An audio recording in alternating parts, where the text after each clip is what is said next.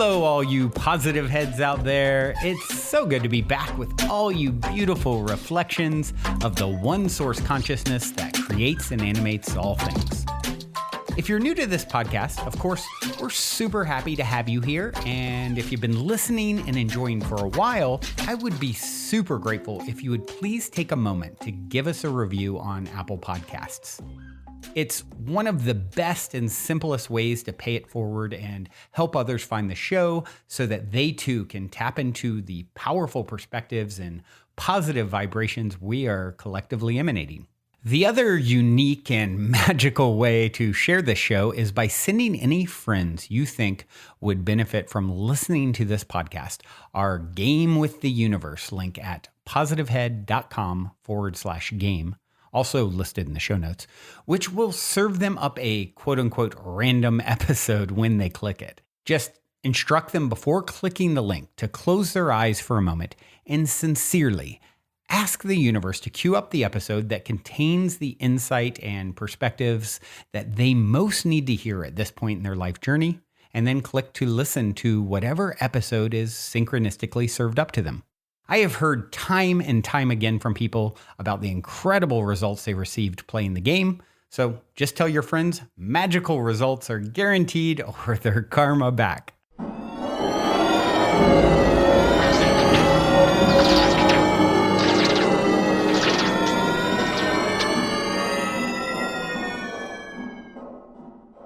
All right, all you positive heads, welcome back. Today is a magical Monday here in Positive Headland.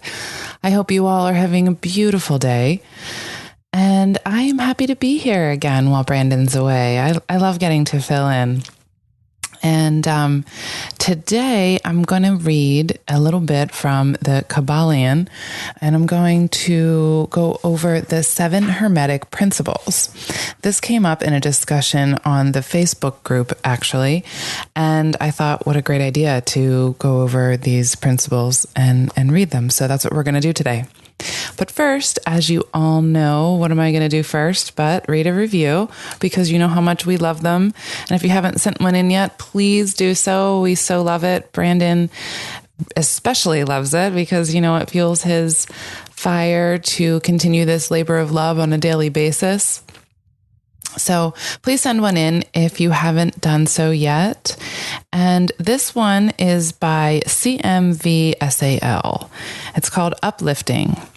I found this podcast because I Googled positive podcasts. It was a top podcast for a positive list. I enjoy it because they are topics that I relate to, and it's nice to hear a positive perspective to these life events. I also learned a lot from the different guest experiences and expertise in their spiritual journey. I've added new books to my must-read list, and I've started practicing some of the techniques I've heard on here. This is an awesome podcast, and the opening song sets the tone for the podcast and my day. Well, thank you so much. I love all the different things that you're learning and books and perspectives, and that's wonderful. So thank you so much for sharing. And I'm going to get right down to it because this is a little bit long, but not too long. So we should be able to get through all of these principles today. First, just a little introduction to what the Kybalion is and where these things even came from. So I'm going to read a little bit from the first chapter of the Kybalion, and then I'll get into the principles. In ancient Egypt dwelt the great adepts and masters who have never been surpassed, who seldom have been equaled during the centuries that have taken their processional flight since the days of the great Hermes. In Egypt was located the great lodge of lodges of the mystics. At the doors of her temples entered the neophytes, who afterward, as hierophants, adepts, and masters, traveled to the four corners of the earth, carrying with them the precious knowledge which they were ready, anxious, and willing to pass on to those who were ready to receive the same. All students of the occult recognize the debt that they owe to these venerable masters of that ancient land. But among these great masters of ancient Egypt, there once dwelt one of whom masters hailed as the Master of Masters. This man, if man indeed he was, dwelt in Egypt in the earliest days. He was known as Hermes Trismegistus. He was the father of the occult wisdom, the founder of astrology. the discoverer of alchemy. The details of his life story are lost to history, owing to the lapse of the years through several of the ancient countries disputed with each other in their claims to honor of having furnished his birthplace, and this thousands of years ago.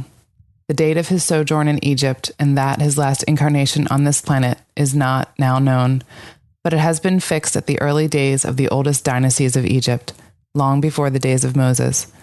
The best authorities regard him as a contemporary of Abraham, and some of the Jewish traditions go so far as to claim that Abraham acquired a portion of his mystic knowledge from Hermes himself.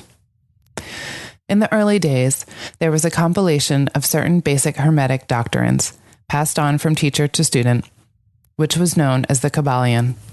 The exact significance and meaning of the term having been lost for several centuries. This teaching, however, is known to many to whom it has descended, from mouth to ear, on and on throughout the centuries. Its precepts have never been written down or printed, so far as we know. It was merely a collection of maxims, axioms, and precepts, which were non-understandable to outsiders, but which were readily understood by students, after the axioms, maxims, and precepts had been explained and exemplified by the Hermetic initiates to their neophytes. These teachings really constituted the basic principles of the art of Hermetic alchemy, which, contrary to the general belief, dealt in the mastery of mental forces rather than the material elements, the transmutation of one kind of mental vibration into others, instead of the changing of one kind of metal into another. The legends of the philosopher's stone, which would turn base metal into gold, was an allegory relating to Hermetic philosophy, readily understood by all students of true Hermeticism.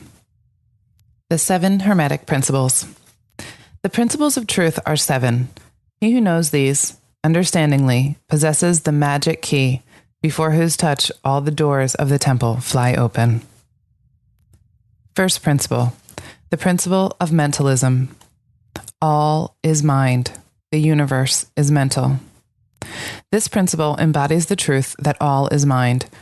It explains that the all, which is the substantial reality underlying all the outward manifestations and appearances, which we know under the terms of the material universe, the phenomena of life, matter, energy, and in short, all that is apparent to our material senses, is spirit, which in itself is unknowable and undefinable, but which may be considered and thought of as a universal, infinite, living mind.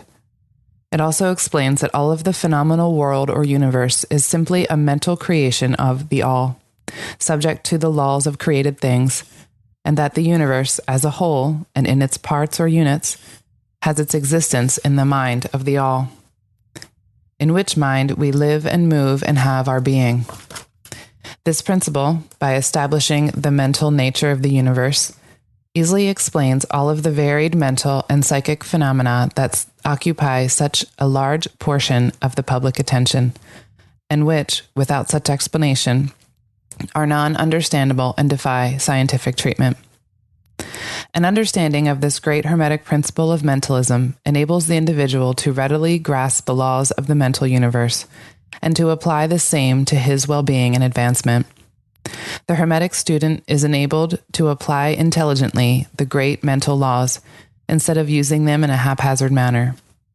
With the master key in his possession, the student may unlock the many doors of the mental and psychic temple of knowledge, and enter the same freely and intelligently. This principle explains the true nature of energy, power, and matter, and why and how all these are subordinate to the mastery of the mind. One of the old Hermetic masters wrote, long ages ago, "He who grasps the truth of the mental nature of the universe is well advanced on the path to mastery." And these words are true today as the time they were first written. Without this master key, mastery is impossible, and the student knocks in vain at the many doors of the temple. Principle number 2, the principle of correspondence. As above, so below. As below, so above. This principle embodies the truth that there is always a correspondence between the laws and phenomena of the various planes of being and life. The old Hermetic axiom ran in these words: as above, so below, as below, so above. And the grasping of this principle gives one the means of solving many a dark paradox, an hidden secret of nature. There are planes beyond our knowing, but when we apply the principle of correspondence to them, we are able to understand much that would otherwise be unknowable to us. This principle is of universal application and manifestation on the various planes of the material, mental, and spiritual universe. It is a universal law.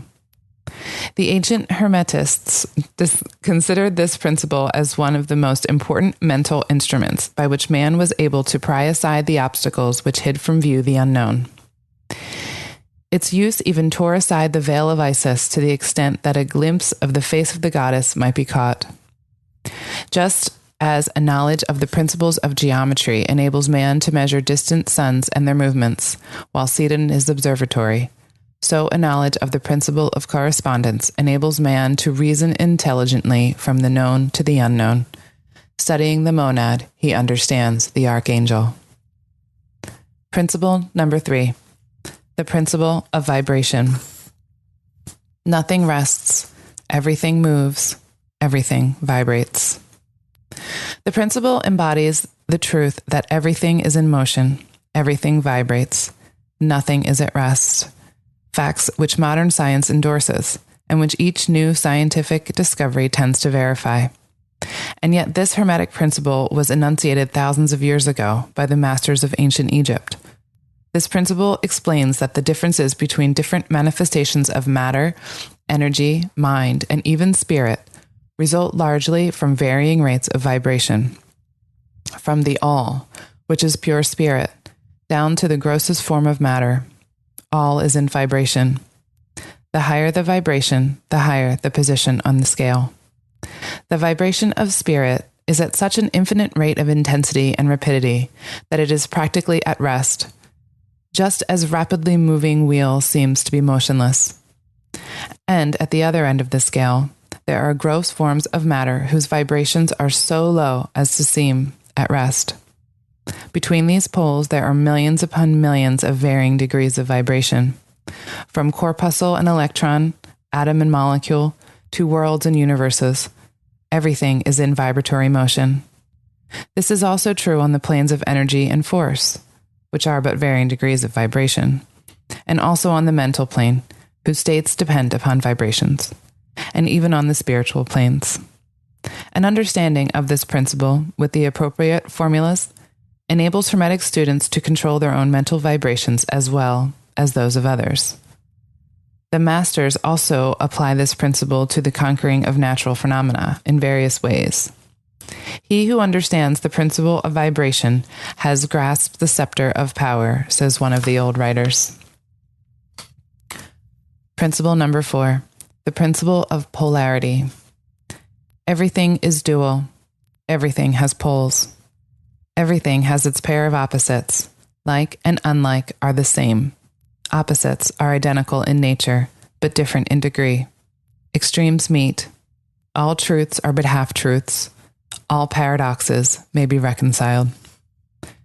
This principle embodies the truth that everything is dual.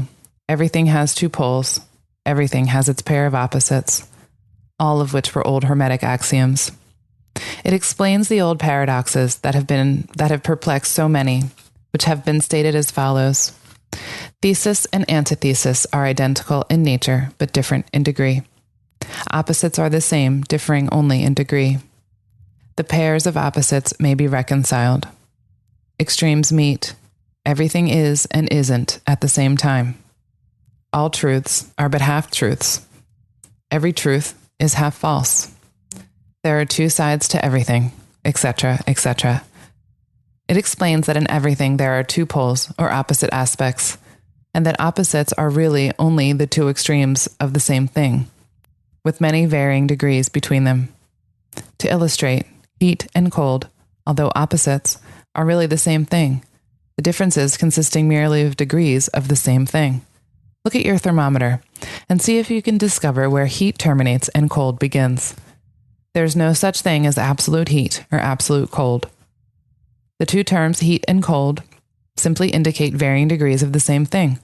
And that same thing, which manifests as heat and cold, is merely a form, variety, and rate of vibration. So heat and cold are simply the two poles of that which we call heat. And the phenomena attendant thereupon are manifestations of the principle of polarity.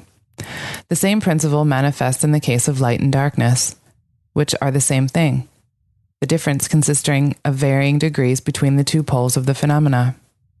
Where does darkness leave off and light begin? What is the difference between large and small, between hard and soft, between black and white, between sharp and dull, between noise and quiet, between high and low, between positive and negative? The principle of polarity explains these paradoxes, and no other principle can supersede it. The same principle operates on the mental plane. Let us take a radical and extreme example, that of love and hate. Two mental states apparently totally different, and yet there are degrees of hate and degrees of love, and a middle point in which we use the terms like or dislike, which shade into each other so gradually that sometimes we are at a loss to know whether we like or dislike or neither. And all are simply degrees of the same thing, as you will see if you will but think a moment. And, more than this, and considered of more importance by the Hermetists, it is possible to change the vibrations of hate to the vibrations of love, in one's own mind, and in the minds of others. Many of you who read these lines have had personal experiences of the involuntary rapid transition of love to hate, and the reverse, in your own case and that of others. And you will therefore realize the possibility of this being accomplished by the use of the will, by the means of the Hermetic formulas.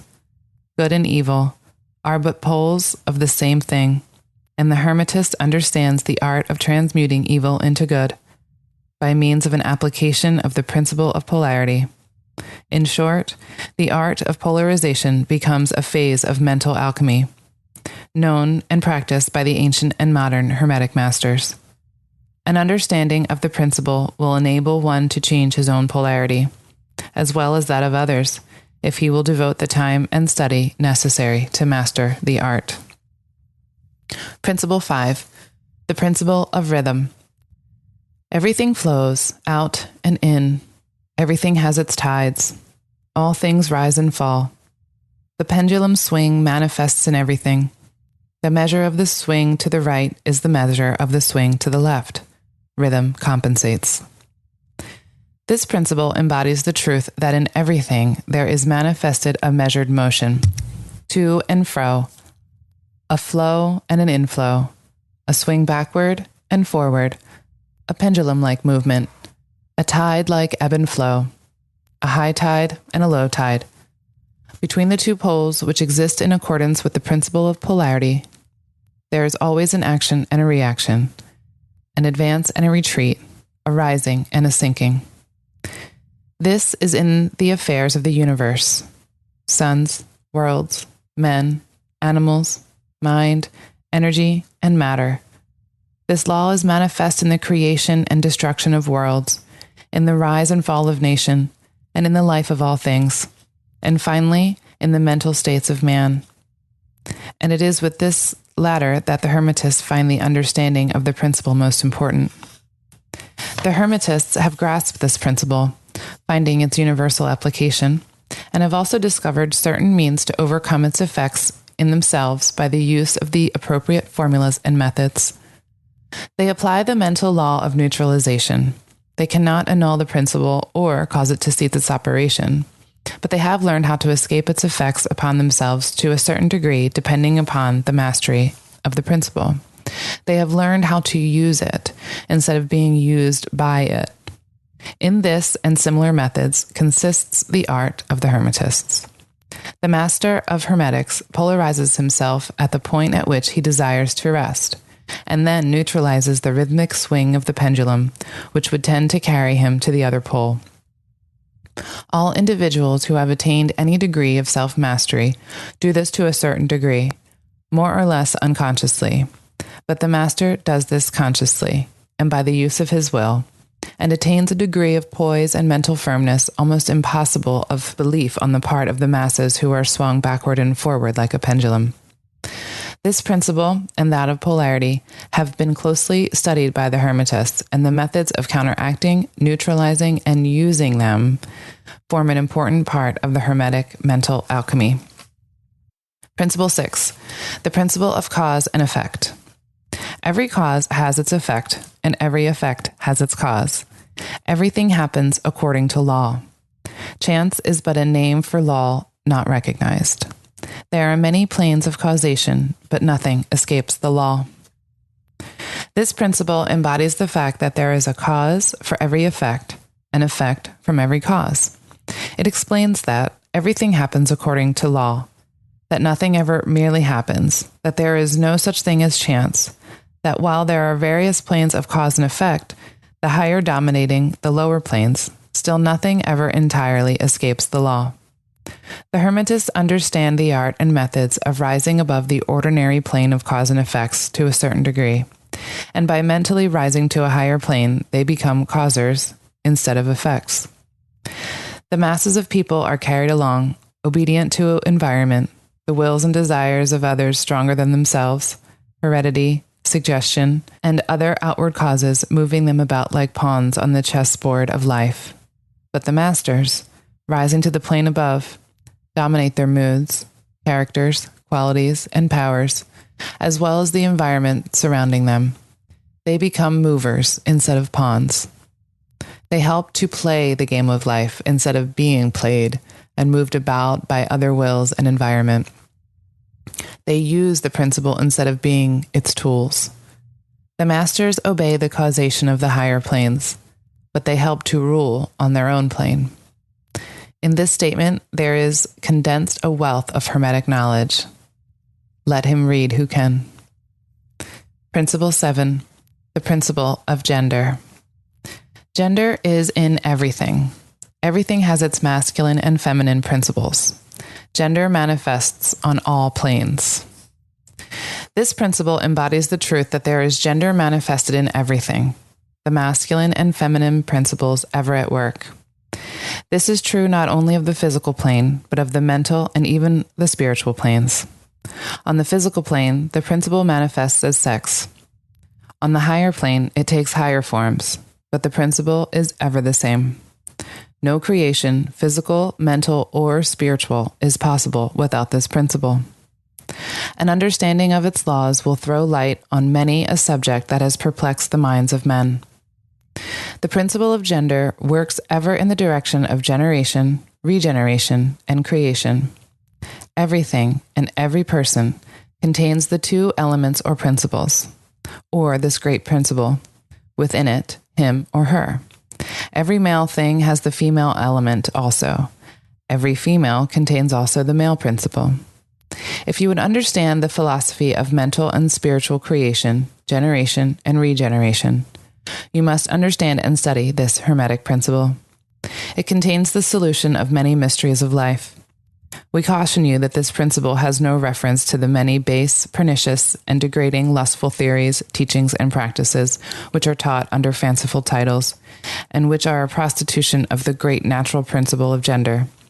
Such base revivals of the ancient infamous forms of phallicism tend to ruin mind, body, and soul, and the Hermetic philosophy has ever sounded the warning note against these degraded teachings, which tend towards lust, perversion of nature's principles. If you seek such teachings, you must go elsewhere for them. Hermeticism contains nothing for you along these lines. To the pure, all things are pure.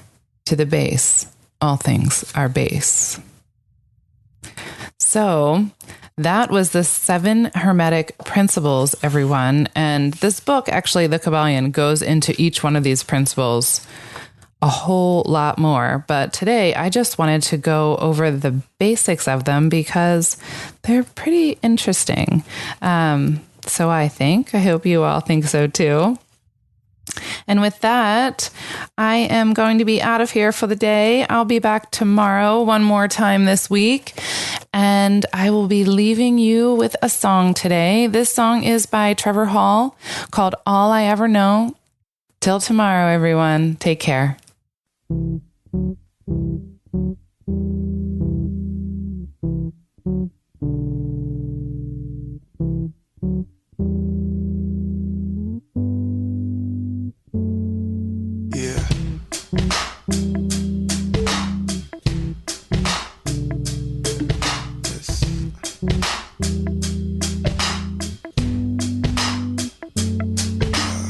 Stuck in the storm, but there's no need to mourn. You're my roof, you're my shelter. Your love keeps me warm. We sail away, you and I. All thunder all around, waves up and down, but I hold to the song and I hold to the sound. So come what may, you and I will put the stars to shame. What can I say? The earth it turns, but will never fade away. Forever hold on, forever stay close. All I ever need, you'll be all I ever know. You'll be all I ever know. All I ever know.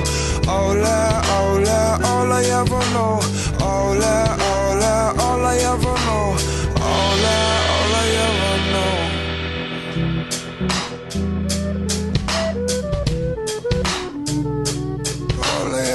know.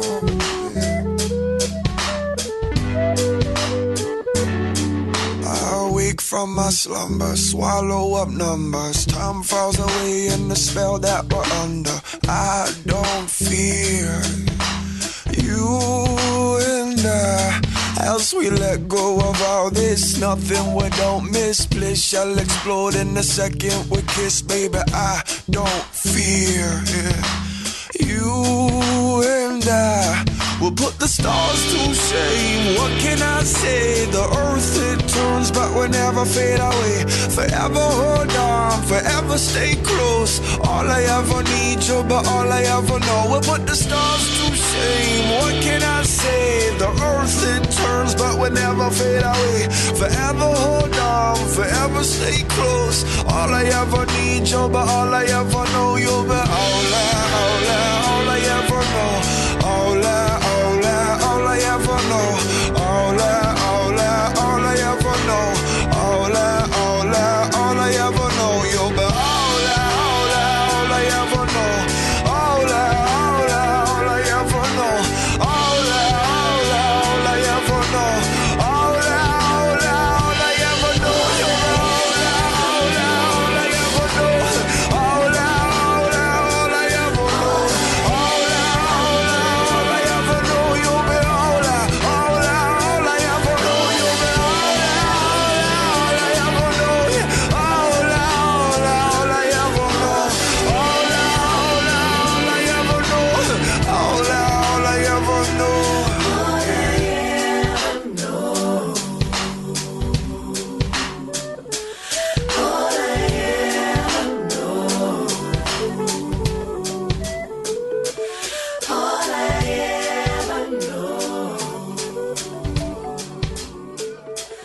All I ever know.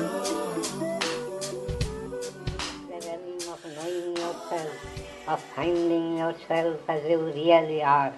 It is the realm of peace everlasting, a realm of existence, knowledge, bliss absolute.